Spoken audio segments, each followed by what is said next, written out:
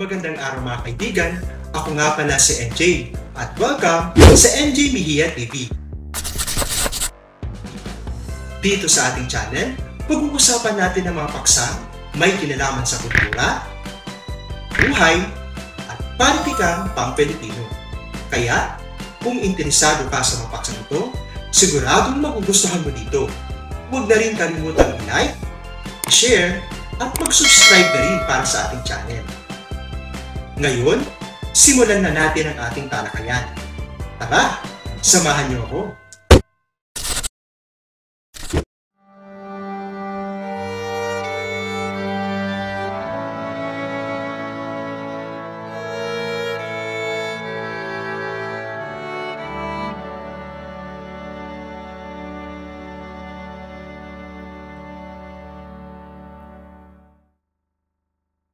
Ang ika-24 na kabanata ng Noli Me Tangere, sa gubat.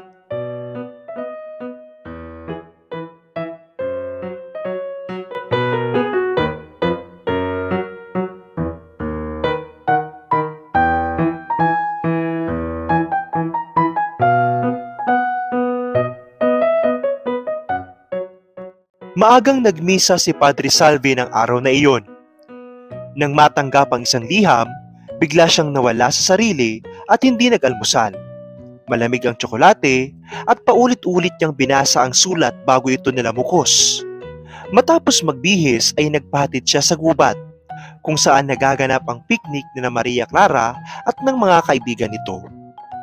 Pagdating niya sa may batis, narinig niya ang masasayang tawanan at biruan ng mga dalaga.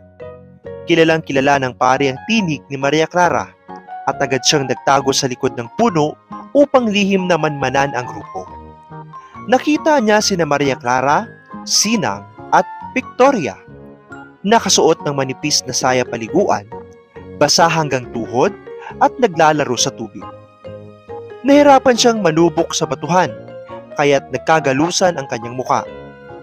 Sa kanyang pagtatangkang sundan pa sila, nagpasya siyang bumalik at imbes ay hanapin ang ibang bisita.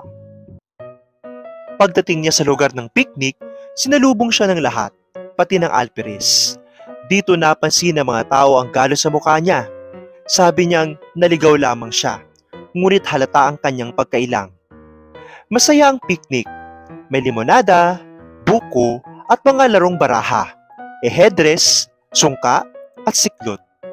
Ipinakita pa ng grupo ang buwayang napatay at nagpakita lamang ng interes si Padre Salvi nang marinig niyang si Ibarra ang pumatay dito. Dumating si Maria Clara mula sa pagpapaligo, sariwa at parang bagong bukad ng rosas. Ngumiti siya kay Ibarra ang agad namang sumimangot nang makita si Padre Salvi. Sa tanghalian, magkakasama sa hapag ang kura, alferez, mga dating alkalde at si Ibarra. Masigla ang kantsawan at dito nagbanggit ang alferez ng balitang binugbog si Padre Damaso kamakalawa. Ipinahiwatig ni Padre Salvi na si Elias ang gumawa nito na siya ring taong nagtulak sa alferez sa putikan noon. Nahiya at nagalit ang opisyal. Habang kumakain sila, lumapit sa grupo ang isang payat at marusing na babae, parang multo ang itsura. Sa kanilang pagkagulat, lumapit ito sa lamesa ni Padre Salvi at sinabing, "Madilim ang gabi at nawawala ang mga bata." Nang tarayan ng tenyente, tumakbo ito papasok sa gubat. Ipaniliwanag ni Don Felipo na baliw na ang babae dahil sa pagkapahamak ng kanyang mga anak. Hinuli raw ng mga sundalo ang mga bata at ipahinaya. Ngunit hindi malinaw ang dahilan. Noon lamang nadiskubre ng alferez na ang babaeng iyon pala ay ina ng dalawang sakristan ni Padre Salvi at biglang naging kahinahinala ang katahimikan ng pari.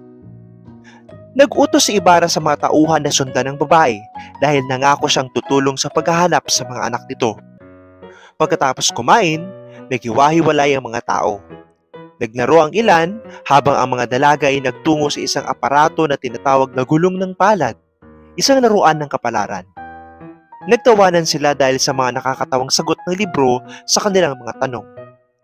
Tinawag ni Ibarra ni Kapitan Tiago para sa isang matagal na hindi maresolbang usaping legal. Nagkasundo silang pagdesisyonan ang kaso sa pamamagitan ng larong ahedres. Samantala, patuloy ang kasayahan ng gulong ng palad. Tinulak ni Maria Clara na magtanong at lumabas ang pinakamagandang sagot.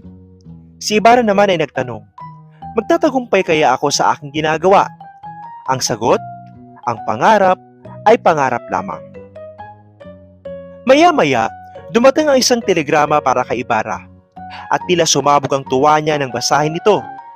Ipinahayag niyang aprobado ang proyekto niya sa paaralan. Ibinigay niya ang kalahati ng tigrama para Maria Clara bilang gantimpala at ang kalahati naman ay kay Sinang bilang patawa. Ngunit dumating si Padre Salve at agad na pinulit ang gulong ng palad. Ipinangangalandakan na kasalanan daw ang maniwala rito. Galit na galit si Albino dahil sinira ng pari ang pag-aari nila.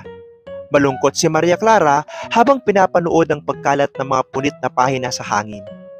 Pagkatapos nito ay nagpaalam si Padre Salve kay Ibarra. Sinamahan siya ng binata hanggang karwahe. Halatang hindi niya nagustuhan ang masayang kapaligiran ng kabataan. Nagbalik si Ibarra sa larong ajedrez. Dahil sa labis na kasiyahan, hindi siya naging maingat at nauwi sa tabla ang laro. Masaya si Kapitan Basilio. Dismiss ang kaso. Ngunit natigil ang saya nang dumating ang 4 na Gwardiya Sibil na may bayoneta. Nagpasigaw ang sarhento na huwag kikilos ang sinuman.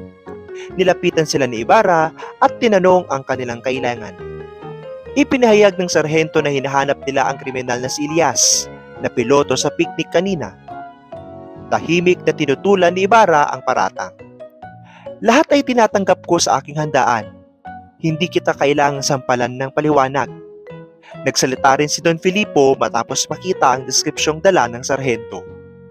Ang paglalarawang iyan ay bagay sa 9 sa bawat 10. Ang paglalarawang iyan ay bagay sa 9 sa bawat 10 Pilipino. Baka nagkakamali kayo. Sa huli, nagkalat ang mga Gwardiya Sibil sa gubat upang hanapin si Elias, habang nagpatuloy ang picnic na may halong kaba at pagkalito.